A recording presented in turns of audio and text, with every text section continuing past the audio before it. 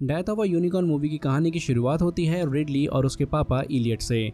दोनों प्लेन से एक दूसरे शहर में जा रहे होते हैं, लेकिन प्लेन लेट हो जाता है। इसी वजह से दोनों थोड़ा टेंशन में आ जाते हैं। यहाँ पर हमें ये भी पता चलता है कि इलियट एक लॉयर है और उसे ओडेन नाम के आदमी से मिलना है।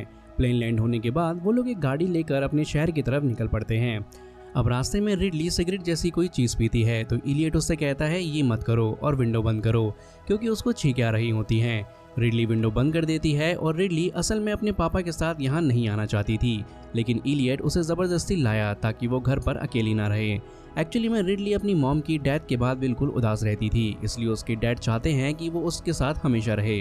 तब इलियट को ओडेल का कॉल आता है। ओडेल कहता है तुम 1 घंटा लेट हो। इलियट कहता है मैं जल्दी आ जाऊंगा, लेकिन उसे छींकें आ रही होती हैं, जिस वजह से उसका ध्यान रोड से हट जाता है।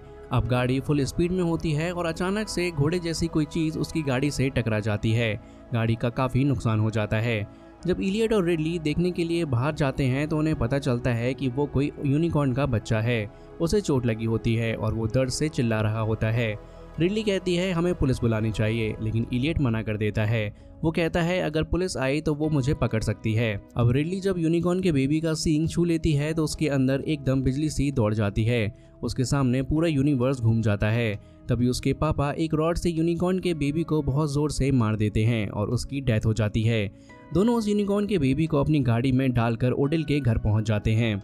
अब वहां पर शाह नाम की एक लेडी उनका स्वागत करती है और थोड़ी देर बाद ओडेल का बेटा शेफर्ड आ जाता है और इलियट से कहता है तुम टाइम पर आ गए हो। उसके बाद शेफर्ड की मॉम बेलिंडा भी आ जाती है। बेलिंडा उन्हें ओडेल के पास ले जाती है, जो अब काफ़ी बूढ़ा हो चुका है और कैंसर से भी सफ़र कर रहा है।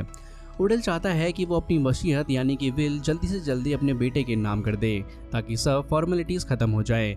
साथ ही वो इलियट को भी एक डील के साथ प्रमोशन देने का प्लान बनाता है। वहीं दूसरी तरफ रिडली को अभी भी यूनिकॉर्न का एक्सीडेंट याद आ रहा होता है, इसलिए वो उदास लग रही होती है। इलियट उससे कहता है तुम थक गई हो तो आराम करो। रिडली अपने रूम में जाती है और शावर लेती है। उसके चेहरे पर पिंपल्स होते हैं, लेकिन जब वो मुंह साफ करती है तो देखती है कि उसके पिंपल्स गायब हो गए हैं। उधर इलियट डील के पेपर्स पढ़ रहा होता है, लेकिन नोटिस करता है कि जब चश्मा लगता है तो सब कुछ क्लियरली दिखाई नहीं दे रहा, जो पहले इजीली दिखाई देता था। इलियट फिर विल के पेपर्स शेफर्ड और बेलिंडा को दे देता है और कहता है कि डील जल्दी से जल्दी हो जाए, लेकिन ओडेल कहता है हम तुम्हें पर्सनली जानना चाहते हैं, तुम पूरा वीकेंड यहाँ पर हमारे साथ रहो। वैसे भी रिडली का अभी स्कूल नहीं है। अब रिडली जब एक जगह पर होती है तब उसे अचानक से अजीब सा फील होने लगता है। उसे पता चलता है कि जो यूनिकॉर्न का बेबी वो लोग गाड़ी में लाए थे उसका सींग चमक रहा है और वो वापस जिंदा हो गया है। डर के मारे रिडली भाग के अपने पापा इलियट के पास जाती है और कहती है हमें यहाँ से जाना होगा। इलियट कहता है ऐसा बिहेव मत करो वरना ओडेल सिग्नेचर नहीं करेंगे और हमारे लिए प्रॉब्लम हो जाएगी। ओडेल भी पूछता है कुछ प्रॉब्लम है क्या, पर इलियट बस कहता है मेरी बेटी को थोड़ी छोटी मोटी प्रॉब्लम्स हैं। तभी गाड़ी जिसमें यूनिकॉर्न रखा था हिलने लगती है। वहीं शाह और ग्रीव जो वहां पर ऑलरेडी होते हैं गाड़ी को हिलते हुए देख लेते हैं। सब बाहर आ जाते हैं और इलियट कहता है गाड़ी के अंदर कुछ भी नहीं था, पता नहीं वो क्यों हिल रही है। तभी अचानक गाड़ी का कांच तोड़कर यूनिकॉर्न बाहर आ जाता है। ये देखकर सब लोग शॉक हो जाते हैं। शाह जो सिक्योरिटी का काम करती है तुरंत गन से उसे गोली मार देती है और यूनिकॉर्न वहीं मर जाता है। अब सब लोग यूनिकॉर्न के डेड बॉडी को देखकर डिस्कस करते हैं। कोई उसे घोड़ा बोलता है, कोई गधा बोलता है। तब रिडली कहती है ये यूनिकॉर्न है क्योंकि इसके सर पर एक सींग है। उस टाइम इलियट नोटिस करता है कि रिडली के पिंपल्स बिल्कुल गायब हो गए हैं। रिडली कहती है यूनिकॉर्न का खून मेरे चेहरे पर लग गया था, इसलिए पिंपल्स ठीक हो गए। इलियट खुद भी कहता है मेरी आंखों की रोशनी भी वापस आ गई है। पहले धुंधला दिखाई देता था बट अब बिना चश्मे के भी सब कुछ क्लियर दिखाई दे रहा है। अब ओडेल पूछता है तुम लोगों के ये यूनिकॉर्न कहाँ से मिला। इलियट बताता है हम गाड़ी ड्राइव कर रहे थे, तभी अचानक सामने आ गया और हमारी गाड़ी से टकरा गया। अब ओडेल कहता है अगर इस यूनिकॉर्न के खून में इतनी पावर है कि ये किसी को भी ठीक कर सकता है तो हमें इस पर और रिसर्च करनी चाहिए और ये बात किसी को नहीं बतानी। हमारे प्राइवेट साइंटिस्ट यहाँ आएंगे जो चुपचाप इस चीज़ की रिसर्च करेंगे।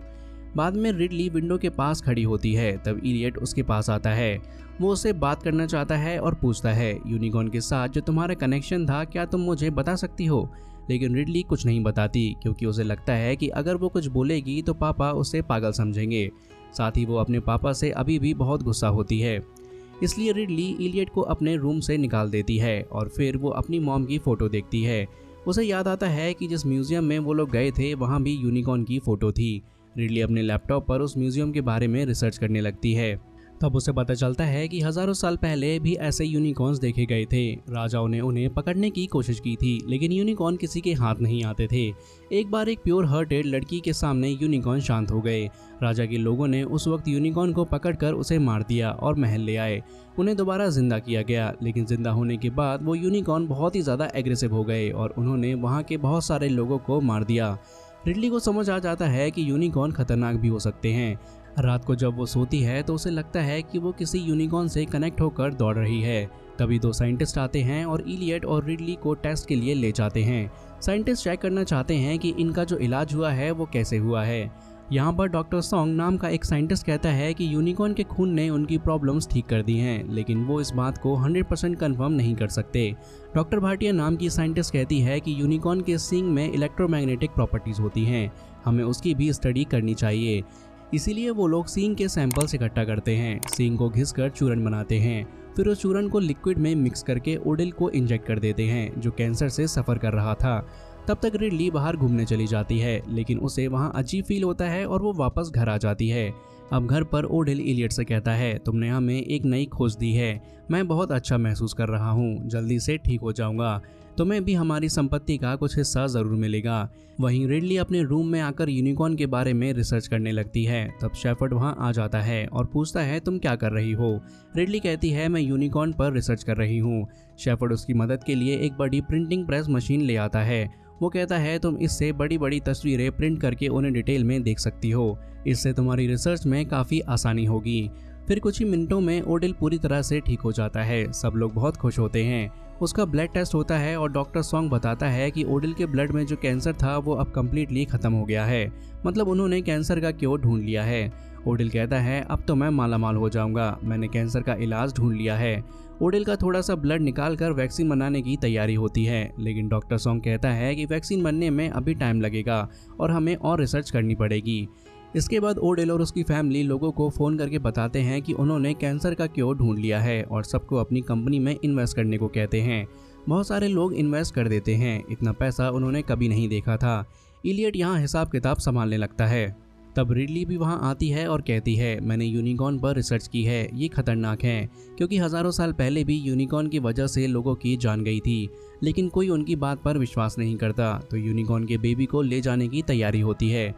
तभी अचानक घर की लाइट्स और इलेक्ट्रिक चीज़ें फ्लक्चुएट करने लगती हैं। किसी को समझ नहीं आता कि यहाँ पर क्या हो रहा है।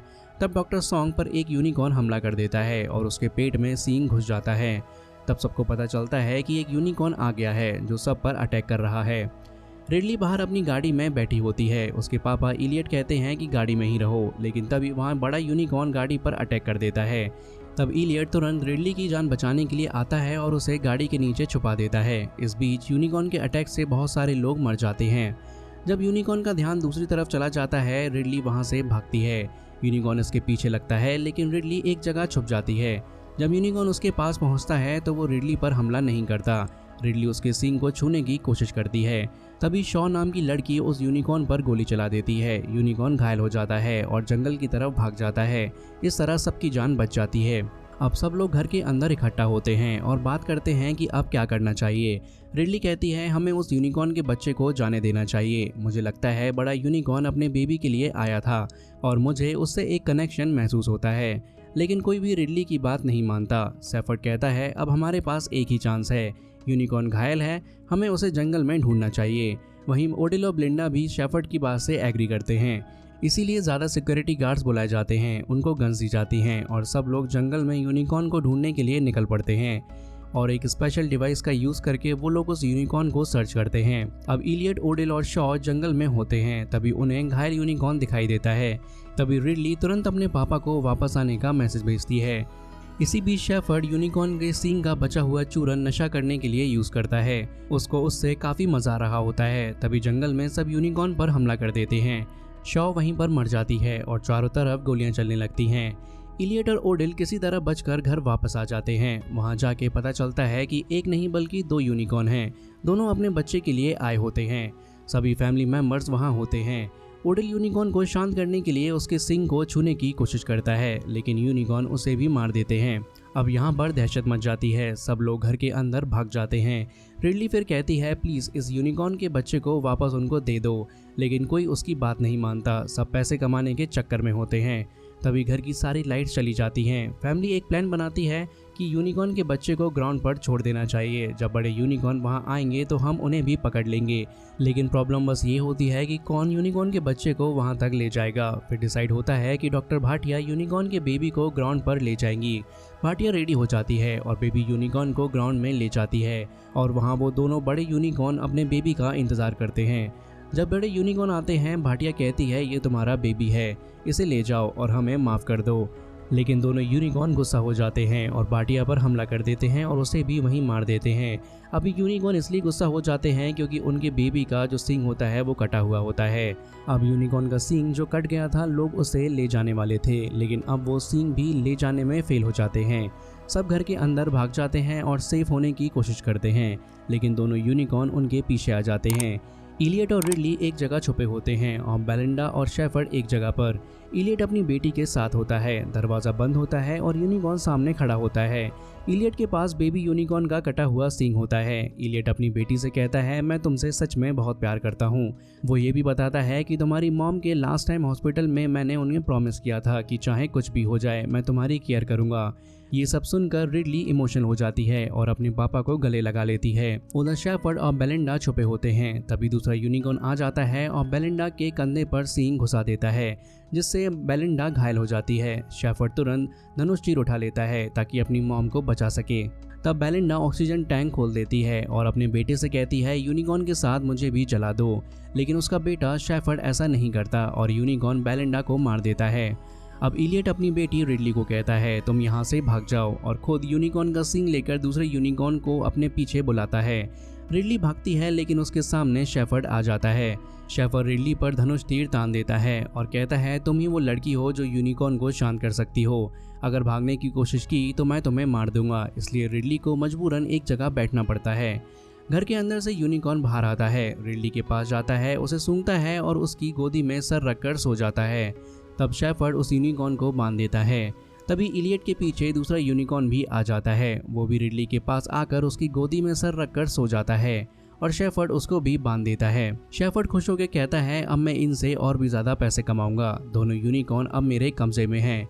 इलियट को गुस्सा आ जाता है, वो एक सींग लेकर शेफर्ड के पेट में घुसा देता है और शेफर्ड के पास जो तीर था वो इलियट को मार देता है, जिससे इलियट भी घायल हो जाता है। अब यूनिकॉर्न भागने की कोशिश करते हैं और शेफर्ड उन्हें रोकने की कोशिश करता है, लेकिन यूनिकॉर्न उसको लात मारकर मार देते हैं। इलियट को तीर लग चुका होता है, वो अपनी आखिरी सांसें गिन रहा होता है और वहीं मर जाता है। रिडली अपने पापा इलियट को देखकर रोने लगती है क्योंकि उसने उन्हें खो दिया था। तभी दोनों यूनिकॉर्न खड़े होते हैं और अपने सींग एक दूसरे से मिलाते हैं। उनके सींग से एक पावरफुल एनर्जी निकलती है। वो एनर्जी से यूनिकॉर्न अपने मरे हुए बेबी को जिंदा कर देते हैं और इलियट को भी वापस से जिंदा कर देते हैं। इलियट को एक पल के लिए पूरा ब्रह्मांड दिखाई देता है और फिर वो जिंदा हो जाता है। बेबी यूनिकॉर्न भी उठ खड़ा होता है और उसका टूटा हुआ सींग भी वापस से जुड़ जाता है। फिर दोनों यूनिकॉर्न अपने बेबी को लेकर जंगल की तरफ भाग जाते हैं। तब तक पुलिस आ जाती है और देखती है कि यहाँ लोग मरे पड़े हैं। पुलिस इलियट और रिडली को गिरफ्तार कर लेती है, लेकिन जैसे ही पुलिस उन्हें ले जाने लगती है तीनों यूनिकॉर्न वापस आ जाते हैं। वो पुलिस की गाड़ी को टक्कर मारकर इलियट और रिडली को बचा लेते हैं। और इसी के साथ death of a unicorn movie की कहानी यहीं पर खत्म हो जाती है।